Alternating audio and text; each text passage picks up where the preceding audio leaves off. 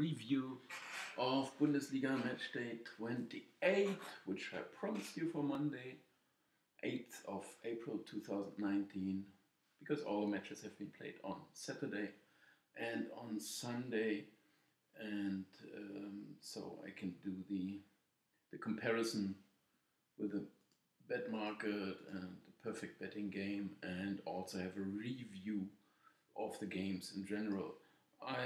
I did prepare something slightly different maybe, but I will explain this in a second. Here we have the results first of all, and whoever has been watching it, I was talking about the draws as well. So I would like to have a look at these, well, just at the pure results.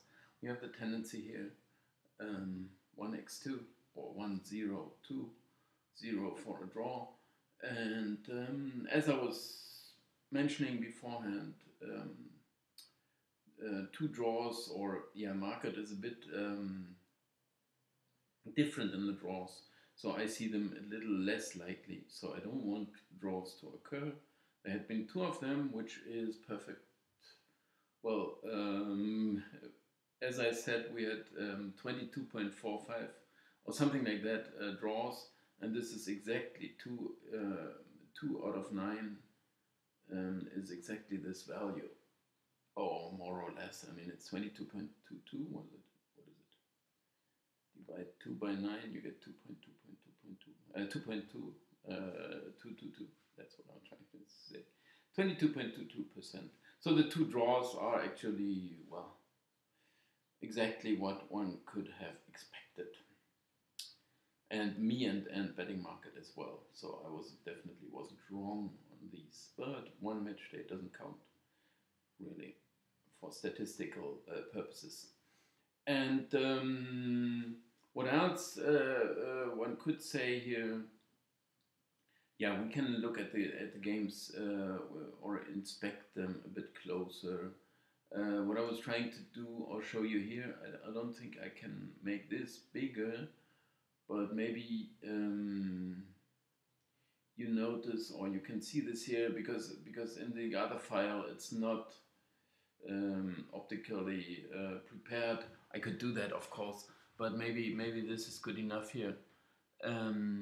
Because here I have the expected values next to that, right? And also I enter the 917. You can look it up on Bundesliga.com, as I said, or Bundesliga.de. You can check it there. And I mean, here we have a 5-0, for example, as you see here as well. And this is a completely false result. I also saw the pictures from this game. I didn't watch the whole game. But well, enough of the chances that Freiburg had, and they just couldn't believe they wouldn't score, while Mainz virtually with every shot they scored, at least every shot on target. They had 5 shots on target and 5 goals. This is very, very, very rare. I mean, to score from all the shots. If there were enough shots wide, then maybe this can happen, but they just had 9 shots and 5 on target. Of course, at a certain point you can say it's hopeless, but it wasn't the case. I think that if even after 3-0 at halftime, if Freiburg would have scored a goal, well, the game would have been on. They just felt they could score. And also well, you could say Mainz slowed down a bit when being 3 goals up. That may be true, because they thought the game is ours. But still, after 1 goal for Freiburg, that could have gone otherwise. But here I would simply say 5-0, completely misleading result. I mean, it's just a wrong result. Sorry, 1 second.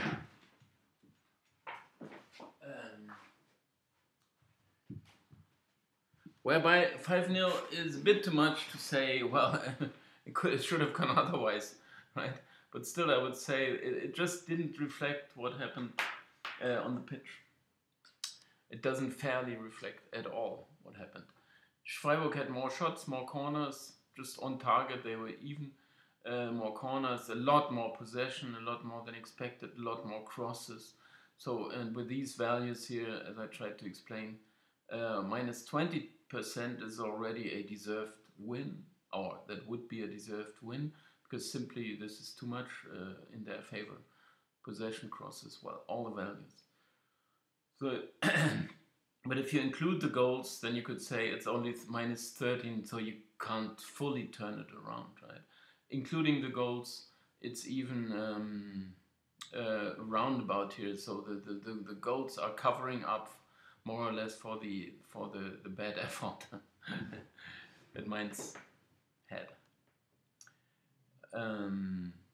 But it's just somehow a mad result. Those things happen. It's completely unlike the Bayern-Dortmund game, as we may see in a second. In Leverkusen-Leipzig, oh, I entered the wrong result. I was curious when I entered it here, because I typed it in by manually. I could have copied it over, of course, because there was a late and another fourth goal, which may have been the most beautiful one of all of them. But Cunha. But it didn't matter so much. And here as well, Leverkusen, and you can also compare in some sense what I expect here and how close I get. Of course, in the first one, I'm not that close because there's more or less upside down here.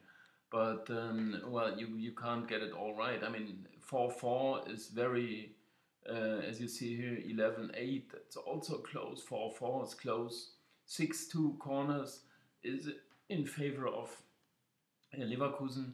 59% is also more than 59.78 is also more than expected, and crosses are once again very close to what I could expect.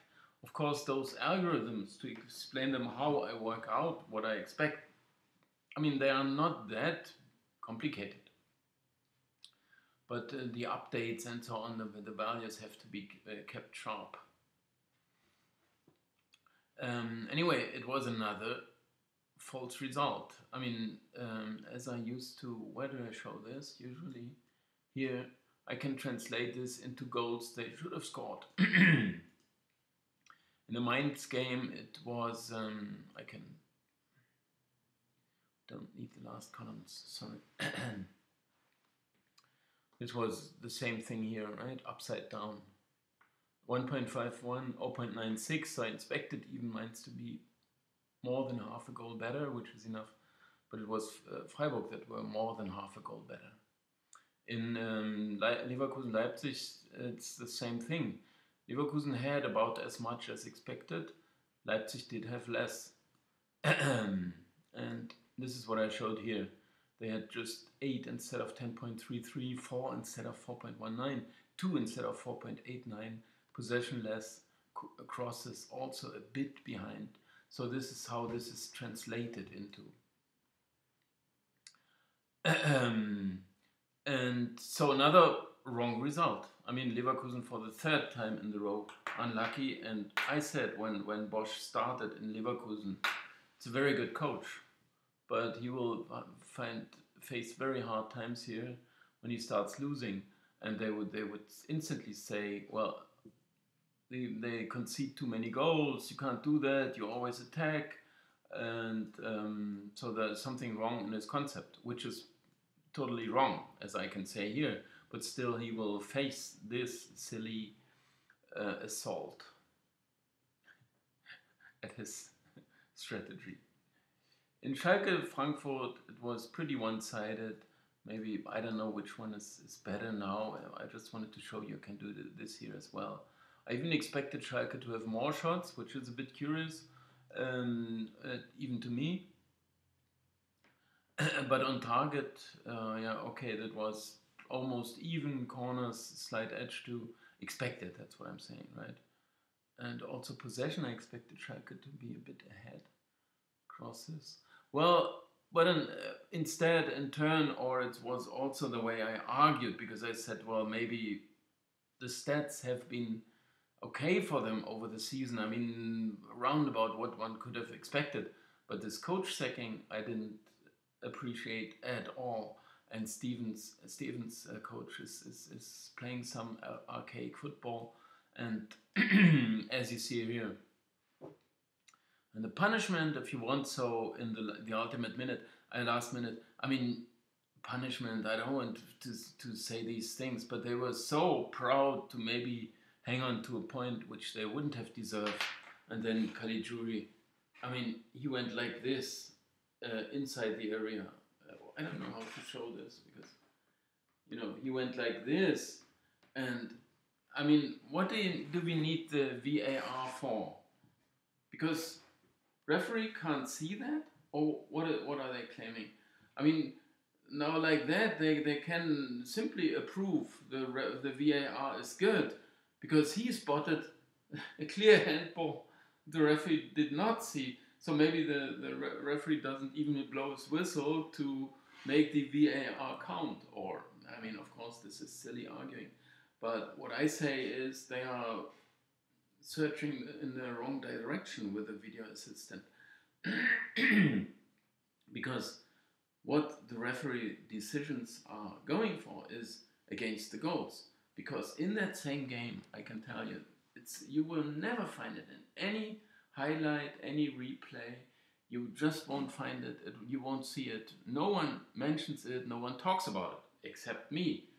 Because I know what's going on. And maybe you accept that and you understand that.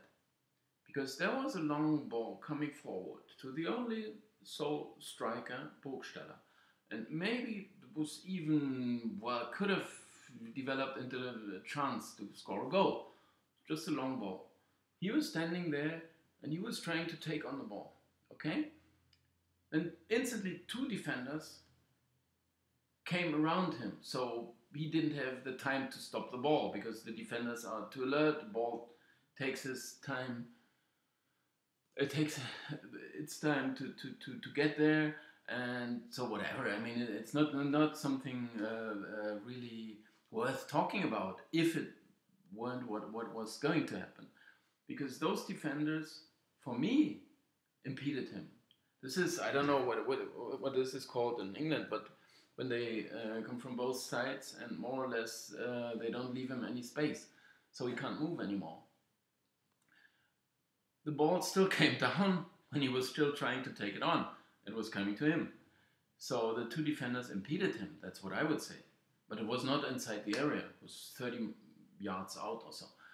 But then, because he was impeded, he was pushed somehow from both sides. I don't know. He didn't touch the ball the way he wanted it. Instead, it dropped on his shoulder. So, because he was just pushed in this moment. So it dropped on his shoulder. And what happened? Whistle was blown. Handball. So this is, I mean, now imagine, I mean, if it's handball, it's a handball. So imagine a defender trying to do this inside his own area. He's trying to take on the ball. He's being impeded. He wouldn't even need any kind of impeding.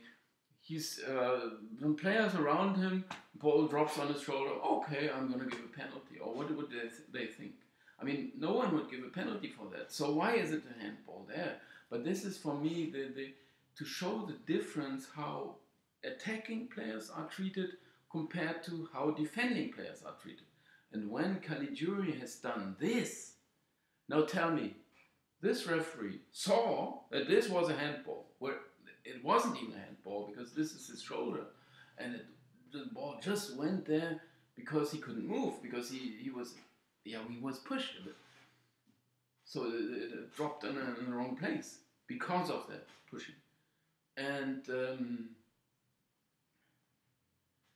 but he spotted this from maybe the other area, because the ball, that was a long ball, 40 yards at least. So where would he be? He wouldn't be around this player, right? While when Caligiuri, he was maybe 5 yards away or 6. This he couldn't see. This was a direct attempt on goal, and he couldn't see this. But he did see that this was a handball, which wasn't one. So, but this is this way all the decisions go. This is the way that all the decisions go.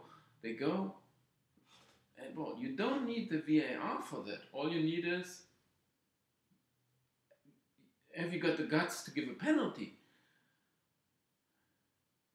Because this is very obvious. And also, if this dropped ball dropped on the shoulder of a defender and he's ready to give a free kick for the defending side the other way around, then he should also give a penalty here. So, oh no, you can't, how can you give a penalty there? And then he would lose his job, right? For a lifetime, most likely. Because he said this was, well, compare it to this scene up there. So, it is way too obvious to overlook it. And if he doesn't blow his whistle, he finds some excuses for himself, for this player defending. He says, oh no, I can't be so harsh. It's 1-1, it's last minute. I'm going to decide the game with a penalty, so I'm not going to give it. And then the VAR intervenes, which wouldn't be needed at all. So they are going the wrong direction. Instead, they should rather think what we would like to see. All the spectators would like to see. I mean, we had plenty of goals here, you can see, so no one would complain if there are 33 or how many? 11, 14, I don't have the total here. 18, 21, 23, 28, 34. Yeah, did I say that? Anyway, it's almost 4 goals per game. So no one would complain then, and you'd say, well, there's always action, always chances for a goal. Although when it's 5-0, 5-0, 4-0, you would say, well, some goals okay, but not so much tension, but which isn't fully right, because this one was also a close game, which we would come to. But in general, this is a way rules are being applied, and everyone does so. So, shoulder of an attacker, easy, blow the whistle. No one argues, no one talks about it. Even the attacking players, sometimes they walk away and they say, why did he once again punish me? And never does. When I get pushed, I get all the shirt pulling, my trousers pulled off, whatever. But this is nothing. But when I stop the ball, because then it's a handball, and he says, well, he shakes his head and he says, what have I done wrong? You're a striker. You gotta put up with that. You're treated differently. Here, by the way, I have the totals, 34.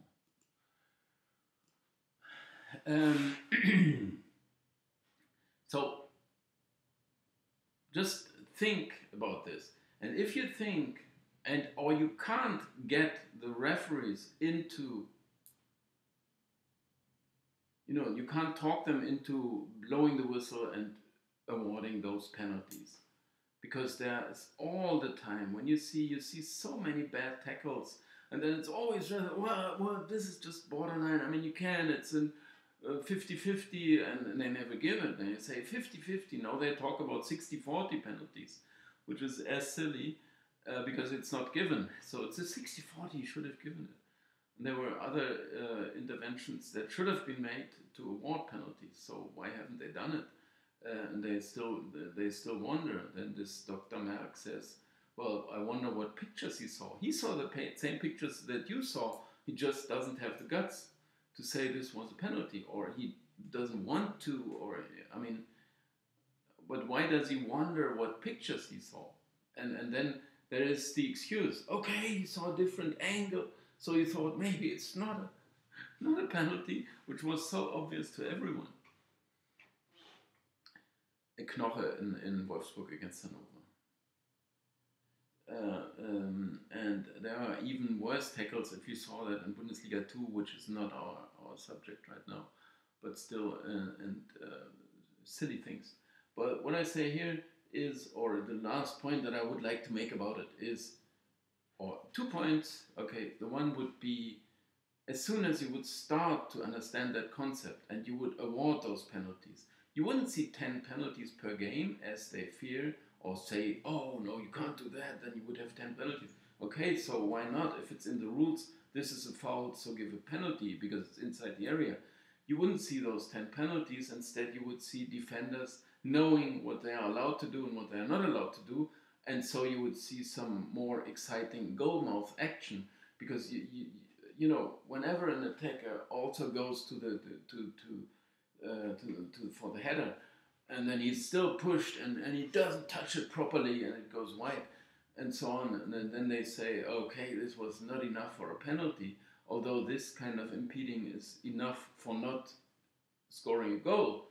So maybe if you would award a penalty for that, then they would stop doing it, and then you would see instead the header going in, which you would love a lot more. So first of all, those give those penalties if it's in the rules. I mean, you got to apply the rules anyway. So but all you can say is, well, I stretch and bend and the rules the way I would like to, right? Because I say, well, this was not such a clear foul. Although if you, as I say, also try to emphasize, if you imagine whenever you see such a bad tackle, or call it borderline tackle, from a defender on an attacker, then try to imagine this the attacker would do to the defender. That same thing. Even fancy you would do to the goalkeeper. The goalkeeper would try to kick the ball away when he's got lots of space, right? So he's trying to kick it away, and then all of a sudden an attacker comes from behind and makes a sliding tackle. And then this would not be, the foul would not be the discussion. It would just be the discussion red or yellow. And in most cases you would have a red card for that. And it's the same tackle that is done to him by the defender when he's not even getting a penalty for that. So this is very, very far away. And this is what I said with this handball and so on. So, well, getting back to that, as soon as you would award those penalties for offenses inside the area for foul or handball, if you would do that, then you wouldn't see 10 per game or 20 per game, as they sometimes say. Instead, you would see a lot more goalmouth action, because the defenders understand pretty soon, like, you can't do that. That's not wise. Why Caligiuri has done it is because he thought maybe I get away with it, which happened in plenty of cases when they said, well, it's such a short distance and this is not unnatural, it's not making his body wider, or whatever they say, I mean, which is silly in all instances. But still they would argue like that. And then he thought he might get away with it, right? And he also argued after the game, he said, well, I couldn't do much about it, I was standing there, and so on, which was, well, they all would do so, because they think, well, maybe people understand I couldn't do anything about it, or in the next case, he's not going to give the penalty for that. If they would be awarded following the rules, according to the rules, applying the rules that are written down in 1871, I think, in Sheffield, or whatever, whenever that was or happened. It wasn't in 1871 that the penalty was introduced. But anyway, somewhere those rules. Then you'd say, okay, I'm going to give a penalty. If it happens, they wouldn't do it.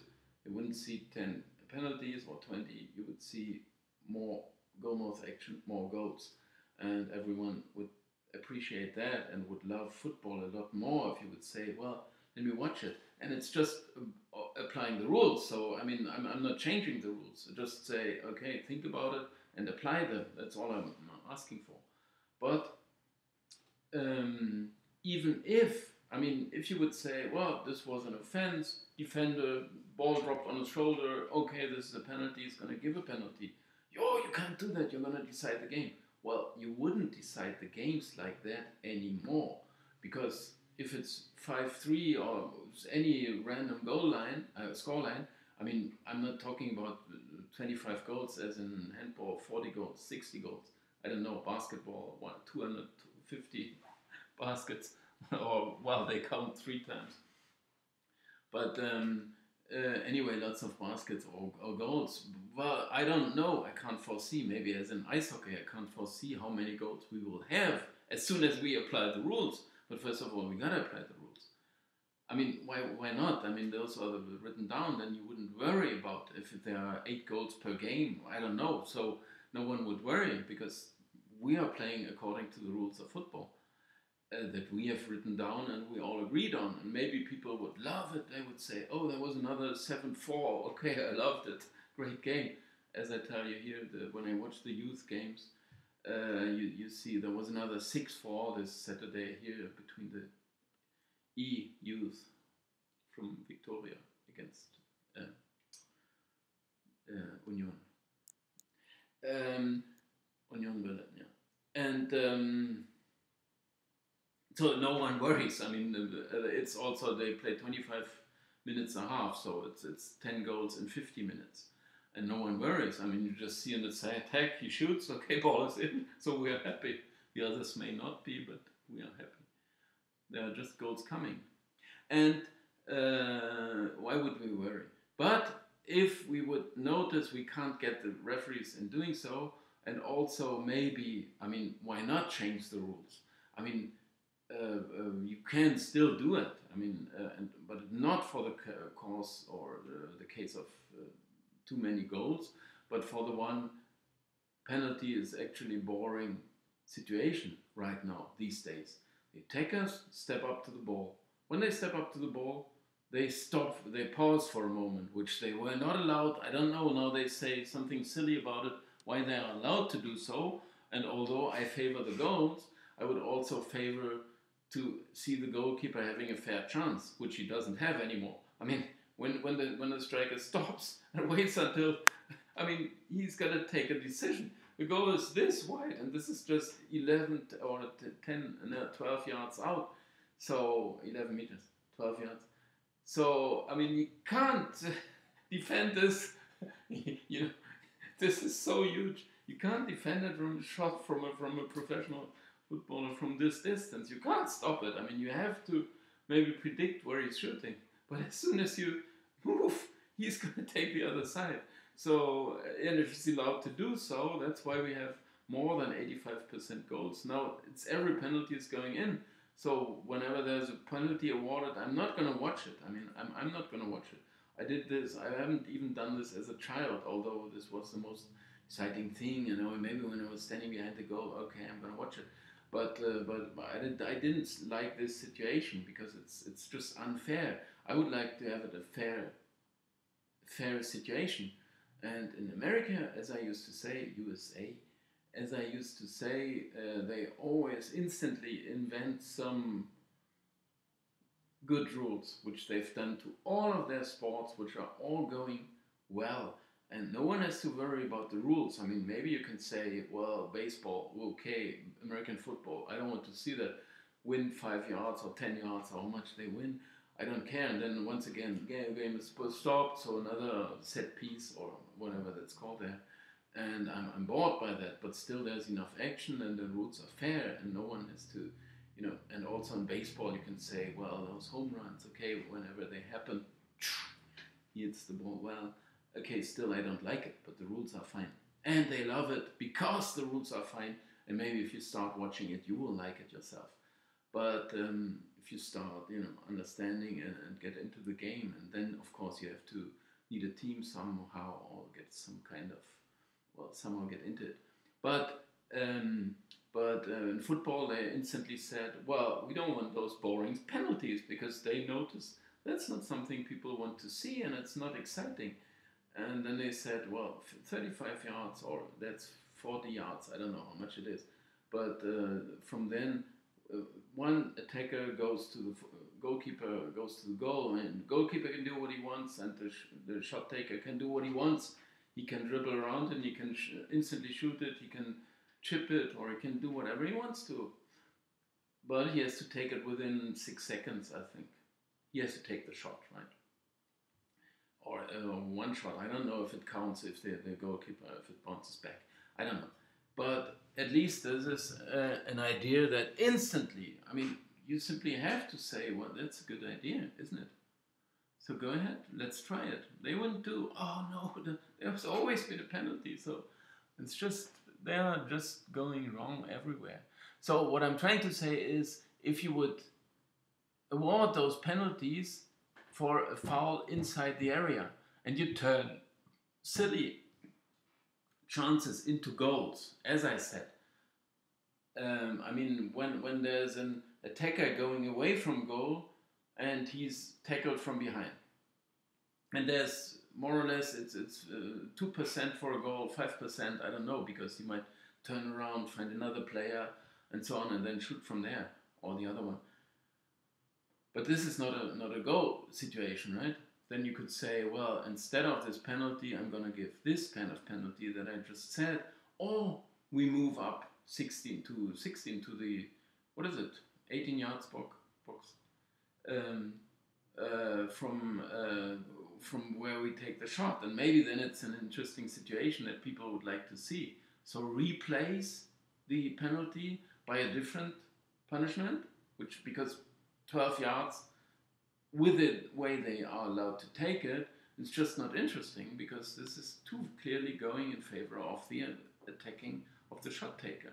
So why should you do that? I mean, when they introduced it, they said, well, all of a sudden they noticed there was a player going to the goal and he was brought down, and they said, okay, this was like maybe 70% a goal, and was almost a certain goal, and it was a bad offense. I don't want that to see repeated, even if I would just replace the chance. So this was 70% before, so I give him 70%. This would not be fair, because this would still mean for the defender he can repeat it, because it's meaningless. I mean, either he stops him or he doesn't, or or he gives a penalty or not. So he should be punished for that, for disobeying the rules. So the chance could well grow in size. No one would have minded. Anyway, it's enough about the penalties, but as I said, I would like to introduce some more of these things into my videos, and maybe you understand it, maybe you like it, maybe leave a comment. In Germany, no one would really notice. I don't know what you think about it. Anyway, this was a very clear penalty. It was given, and it was after the final whistle was blown, because they still had to check it. Why? Because the referee didn't see that. Okay, no, just silly. I'm not gonna repeat that again. Okay, anyway, well-deserved win for Frankfurt, even though it was very late in the game. Wolfsburg, I mean, after the final whistle, didn't happen so often that you won a game. Wolfsburg Hanover, as we see here, I mean, I could go back to this as well. I saw 0.73 goals favor, and there were even 1.6 in favor of. Here we did see this column for how much they were better, almost 1 goal, so easily deserved. Maybe I can stick to that to get it a bit quicker. Here Wolfsburg was very close to expected. Hanover was very slightly worse, but they were actually pretty okay in the game when you watched it, and it was as close as can be to the goal line, the final score to the action. So we simply have to accept that. But Hanover were good. They started with a goal up, and they could have scored another, and as they didn't, somewhere, Wolfsburg took over. And here Hertha had a little less than expected, while Düsseldorf had a little more. So Düsseldorf were just fine. It was, I mean, when you see here, you could say, well, could well have been a draw. Hertha still with an edge. As the away side were 0.14 goals better than expected, you can say they did deserve a good result. Win was still too much, but it just happens sometimes. But it was, somehow it felt as if it was deserved too. But of course, those stats would still say Hertha did have enough to claim a draw. Stuttgart against Nürnberg, there was a lot of action here, and actually Nürnberg were 0.3, 0.29 goals better, and they somehow, like that, they did deserve it, although it was still 1 goal in favor of Stuttgart. But there's also, it matters a bit more the size of the chances that Nürnberg had, when I felt, well, they could have won the game as well. I mean, it's, first of all, it's 0.5 goals more, so this is plenty of chances. So, and as soon as it's more than expected, you also sense that somehow when watching it. Say, well, this is again Nürnberg, this is again Nürnberg. I didn't expect it, so it's a lot. It counts even more than if this were Bayern attacking. Then you would say, well, they virtually had no chances. If Nürnberg do so, oh, they had plenty of chances. Although it's the same amount. Bayern Dortmund was very one-sided. still, it is so silly to say after the game, which Didi Hamann, expert, I mean, sorry for that, Didi, but I wouldn't call him Didi, Mr. Hamann. But when he says if Dortmund would have scored the early goal, it would have been 4-1 or 5-1. I mean, this is such silly rubbish to say that, and he should have been experienced player, but he says because of this superiority that Bayern exercised or showed there, that they still would have won the game, which is fine, but everyone knows that it's, you start off well, you think, okay, it's a bright day, we know what we're gonna do, but all of a sudden you're a goal down. You're not, it's not that easy to stick to that concept and say, okay, doesn't matter, we're gonna win 4-1 then, no problem. Because somehow, and the others grow in confidence while you get a bit shaken by that, which is a very common effect. So, how can this player be so silly to say they would have been cruising to victory no matter what? An early goal against you, it can turn the game and everything upside down. It's the butterfly going this way or that way. This is what chaos theory starts from. Anyway, in Augsburg, Hoffenheim, we had a slight edge expected. This edge was even bigger by 0.41 goals. Still, I would say it felt as if Augsburg did have enough chances to equalize. In the first half, Hoffenheim should have been more than 1 goal ahead. This I would accept. But in the second half, it was pretty strong that Augsburg, and they had enough chances to get to the 1-1, and whatever happens then. And late on, it was Hoffenheim with another 3 goals. Just happens. In Gladbach, Werder, you can say, well, it just went the way expected. It's too close to make any difference, which makes it's within range of this result. Gladbach can say, we played well, which is true. They did say that, and we may have won it, which is also true. But Werder have done enough to say, we deserved that 1 point, we're happy with it, which also Coach Kofeld said after the game. Now we can check. I was getting a bit too... Okay, I didn't know this result yet, although I knew it couldn't be that terrible for me. Stuttgart, Nürnberg, and these 2 draws still hurt, but I picked up enough. In Mainz, okay, that was just lucky, but I just wanted to avoid the draw, which was miles away. Leverkusen, or we can check it here. Once again, here I avoided the draw. Here I avoided the draw. Home win would have even been costly. So I can be happy I was lucky here, more or less. In Schalke, that was that very late goal that avoided me this draw, but still it was very, very much deserved. Here it was very close. I lost it, which was meaningless, those €10. But I think after Hanover took the lead, they may well have extended it. As I was talked about, this penalty wasn't given, but I think it was at 0-0 still. But in Hertha Düsseldorf, okay, this is the one that counts and that matters. Here I would say I was very right. Here I was close enough. If I say I win here, they came close enough, and this was not a drawish game because 2.44, 1.47, a lot can happen. They both had their chances, so it was, could have been over. Here I said I would like to have more on Bayern, which I can't force because I'm not going to change my prices. Here I would say I wasn't fully wrong. Of course, when you see the stats here, 0.2 and instead 0.61, I have to accept that I was wrong. It's just this I'm saying by intuition. And in the Werder game, I think I was close enough. This draw was costly, but I was close enough. Even if those 0.07, I'm still on the right side. Because market was clearly leaning a bit too much towards Gladbach.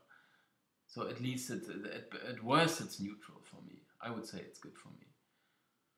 So I can't do this count here. I think I've done pretty okay. It doesn't help me that much in the total. I'm gonna add it here. I haven't prepared that yet. But I'm gonna enter this amount here and to see at least I improved a bit. Meaningless. We'll see, just 6 games to go. Not doing so well. Of course, if you, here another one, or you can see that it could be somewhat more, of course, in one match day. I can't complain this time. Anyway, it's fine. Okay, so thanks a lot for watching. Share, like, subscribe, comment, subscribe. What did I say? Please, some words if you wish. So I mean, I'm gonna answer your questions, and as I said, I was asked about the Excel file if you could get access to, and I don't even know which one you mean, but I was showing you all the formulas here, so you can simply enter it yourself. So I would like to know which kind of Excel file that refers to. Thank you very much.